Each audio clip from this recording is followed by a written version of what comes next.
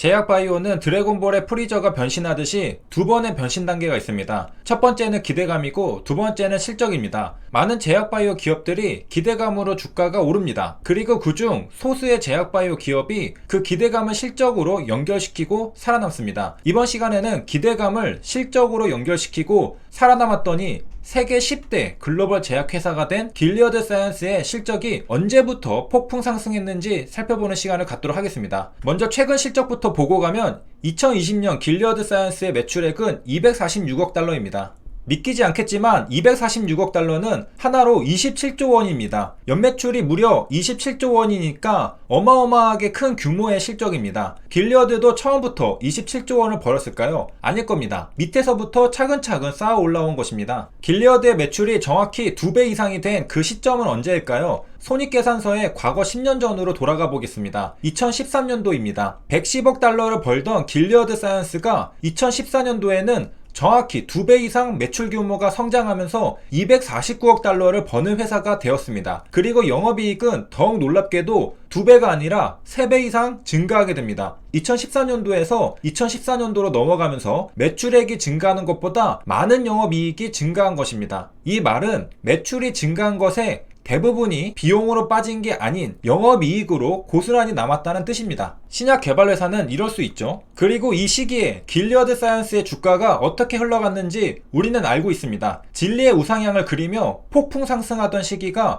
바로 2012년도에서 2013년도, 2014년도 3년이었습니다. 길리어드의 실적이 대폭 증가하면서 주가도 대폭 상승한 것이죠. 매출은 2배, 영업이익은 3배가 증가했습니다. 더욱 놀라운 것은 순이익은 2014년도에 비해 4배 증가했습니다. 어마어마한 증가폭입니다. 정리하면 매출액은 2배 증가, 영업이익은 3배 증가, 순이익은 무려 4배 증가했습니다. 이렇게 실적이 10%도 아니고 2배에서 4배 상승하는데 주가가 안 오르는 게 더 이상한 것이죠. 실적이 2배 이상 증가했던 2013년에 길리어드에게는 무슨 일이 있었을까요? 연말 2014년 12월 23일 뉴스 기사를 엿보겠습니다. 굉장히 궁금하죠? 첫 소제목부터 등장하는 약의 이름은 바로 소발디입니다. C형 간염 치료율을 90%까지 끌어올렸다고 합니다. 이제 C형 간염은 치료제가 나와서 완치가 가능하다는 이야기를 들어보신 분들이 계실 겁니다. 그 중심에 바로 길리어드 사이언스가 있었습니다. 길리어드의 연역을 보면 2013년도에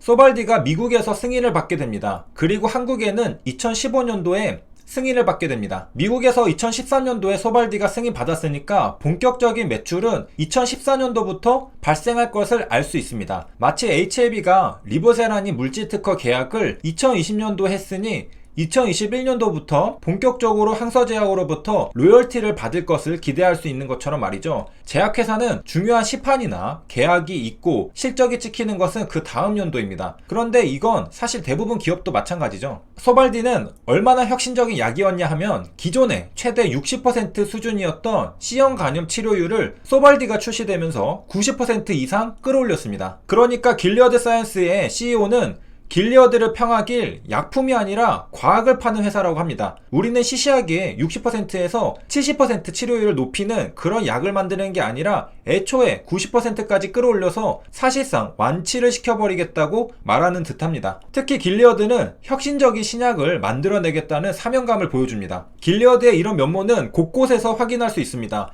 2021년 2월 2일에 나온 기사에서도 길리어드는 HIV 완치제를 만들겠다고 말하고 있습니다. 그냥 치료제가 아니라 완치를 목표로 도전하는 것입니다. 수석 부사장도 HIV 완치는 길리어드의 연구개발 노력에서 궁극적인 소망이라고 말했습니다. 또한 그리스톤과의 제휴는 HIV 완치제를 발굴하고 종식시키기 위해 혁신을 계속 추구하는 길리어드의 의지를 반영한다고 말합니다. 길리어드 임원진들의 인터뷰를 가만 보면 사명감과 소망, 의지 등의 이런 단어를 많이 접할 수 있습니다. 마치 인류를 구원하려는 듯합니다. 그냥 뉴스 기사로 글을 읽기만 해도 가슴이 울컥하고 가슴이 뛰는 그런 기업이 길리어드 사이언스입니다. 굉장히 멋있는 기업입니다. 이 소발디가 길리어드에게 얼마를 벌어다 주었을까요? 2013년에 출시되고 2014년도부터 본격적으로 팔렸을 것입니다. 이 기사는 2014년 4분기가 끝나기 전 연말에 나왔기 때문에 4분기는 아직 몰라서 3분기까지의 소발디의 실적을 알려주고 있습니다. 9월까지만 벌써 하나로 9조 원의 매출을 불러일으켰다고 합니다. 이것은 블룸버그가 예상했던 연매출보다 2배 이상 높은 수준입니다. 9조 원에 3분의 4를 곱하면 대략 2014년 소발디의 매출을 추정할 수 있습니다. 그럴 경우 12조 원이 나옵니다. 2014년 길리어드 사이언스의 매출액은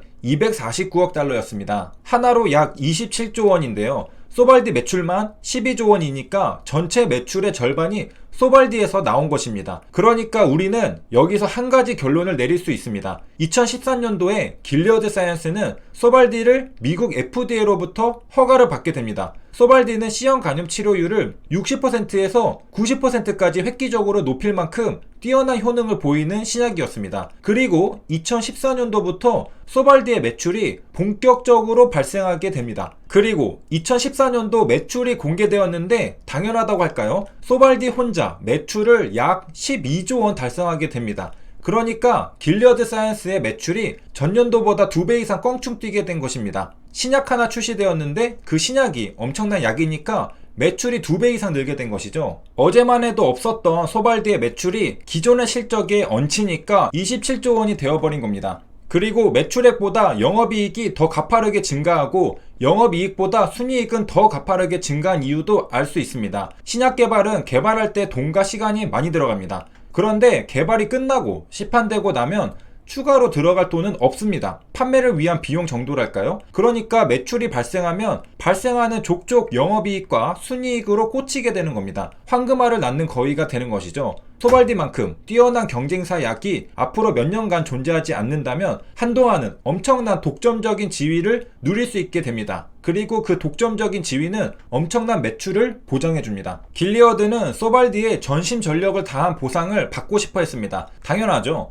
굉장히 뛰어난 신약을 개발해서 그 개발비를 충당하고 앞으로 리스크를 감당할 수 있을 만큼의 현금을 확보하려면 가격은 절대 낮아서는 안 될 겁니다. 그런데 일단 신약이 출시되면 그 가격에 동의하는 건 제약회사 말고는 아무도 없죠. 왜냐하면 모든 사람들은 싸게 사고 싶거든요. 그래서 가격 논란이 있었습니다. 소발디가 비싸다는 거였죠. 특히 유럽이나 다른 국가보다 미국에서 가격이 높아서 미국인들 불만이 커졌다고 합니다. 이에 대해 길리어드는 제품 치료 효과가 우수하고 치료 기간도 기존보다 짧아졌기 때문에 높은 가격은 아니라고 주장했습니다. 약을 복용하는 기간이 짧아지면 약을 덜 구입하니까 한 알당 가격은 조금 더 비싸져야 한다고 생각하는 건 제약회사의 입장, 한 알당 가격은 그대로여야 한다는 건 복용하는 환자들의 입장이었을 겁니다. 소발디 가격이 얼마였냐? 1정당 1000달러였습니다. 한 알에 100만원이었죠. 그냥 금액을 딱 접하면 비싸다고 생각이 드는데 기존에 60% 치료율이었던 것에 비해 소발디는 90% 치료율이니까 거의 완치입니다. 그러면 가격은 높아도 되지 않을까 생각이 들죠. 소발디 하나를 구입하려면 84,000달러를 내야 했습니다. 하나로 약 8천만원이었죠. 소발디가 너무 비싸다고 생각하니까 인도에서는 그냥 소발디 약가를 900달러로 조정해버렸습니다. 84,000달러가 인도 규정에 의해 900달러가 되는 기적이 벌어졌습니다. 엄청난 인하폭인데요. 900달러면 약 100만원인데 사실상 소발디 제품이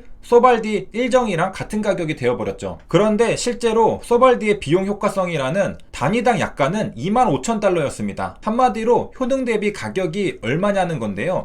미국의 비용 효과성은 상한선이 5만 달러였는데 소발디는 실제로 그 절반이었습니다. 그러니까 길리어드의 주장처럼 비용 효과성을 고려하면 비싼 건 아니었죠. 미국 상한선의 절반이었으니까 말이죠. 그런데 효능이 아무리 좋아도 일반 사람들 입장에서는 그냥 한 알당 100만원은 너무하다는 겁니다. 이게 완치를 시키든 어떻게 하든 그냥 한 알에 100만원은 안 된다는 것이죠. 정리하면 환자들은 한 알당 100만원은 비싸다는 것이었고 길리어드는 치료 효과가 우수하고 치료 기간도 짧아졌기 때문에 효능 대비 가격은 비싼 게 아니라고 주장한 것입니다. 이어서 에브비에서도 C형 간염 치료제를 내놨는데요. 소발디보다 12% 낮게 책정했습니다. 절반도 아니고 12% 낮은 거니까 신약 개발 회사들은 다 비슷한 가격대로 출시했습니다. 이런 가격 논쟁이 있었다고 해도 길리어드의 2014년 실적은 눈부셨습니다. 매출은 2배, 영업이익은 3배, 순이익은 4배였습니다. 그리고 주가도 폭풍 상승했습니다. 그리고 그 시작은 2014년 소발디의 FDA 시판 허가에서부터 시작되었다는 겁니다. 여기까지 시청해주셔서 감사합니다.